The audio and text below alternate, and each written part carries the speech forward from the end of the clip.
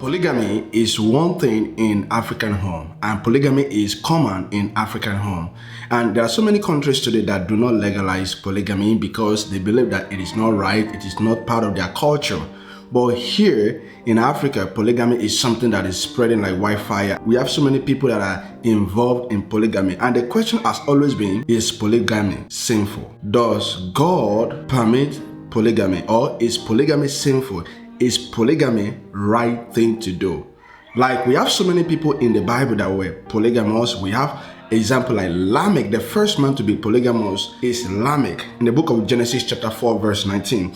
And we see Abraham, we see Esau, we see Jacob, we see Gideon, we see Elkanah, we see David, we see Solomon, and we have so many people in the Bible. And all these people, they were leaders, they were great men of God, kings and leaders among the tribes of the children of Israel. And some of the reasons why people involved in polygamy is, in the Bible we see so many reasons why people were involved in polygamy as a result of their wife does not have a child, when their wife does not give birth, and so many people, and they go and marry another wife. All right, and the question is polygamy sinful? Now, if you look at every polygamous home, you will always see one thing. You always see dramas, you will always see problems upon problems happening in the home, because that is not God's original intent.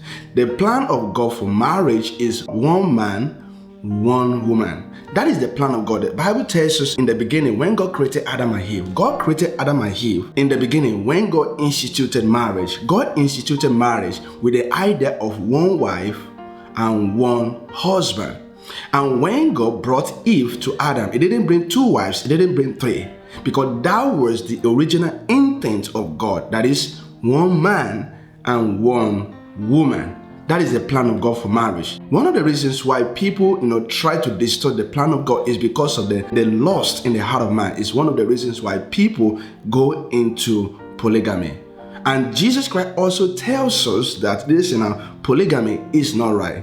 And in the book of Matthew chapter 19, a lot of people use that verse to say, Jesus Christ was encouraging celibacy, and also he talks about divorce. But when you see what Jesus Christ says, He which created them male and female, for this cause a man shall leave his father and his mother and cleave to his wife, and they twain shall become one. How can two women become one flesh with a man? And that is not possible. And that is why we need to understand that God does not allow polygamy.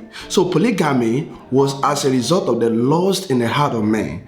Look at Solomon, you see how his life turned out to be. Look at David, you see dramas in the home of David because of polygamy. Now, sometimes there are some things that God allows, even though it is not part of God's plan, just to show the wicked heart and the sinful heart of man. Man can do anything. Man can go at any length to fulfill his lust. And let me say this, polygamy is never God's plan for marriage. And if you think polygamy is good, I came out of polygamous home and it wasn't pretty. It wasn't nice. And you can ask several people that also came out of polygamous home. They will tell you their own share of experience. Some people say, well, it wasn't like that with my family. Well, but let me say this, you may not see the effect right now, but long-term effect will always be great. God does not sanction polygamy. Polygamy came as a result of the lust, the hardness of the heart of man, the sinful heart of man, and the lust of man. That is why polygamy is existing today. All right, thank you so much for watching my YouTube channel. And if you need more, read the book of Genesis, read the book of Matthew. God talks about it. Jesus Christ talks about it. Apostle Paul talks about it. And many preachers in the Word of God, they talk about it. Polygamous is not God's plan for marriage. God bless you.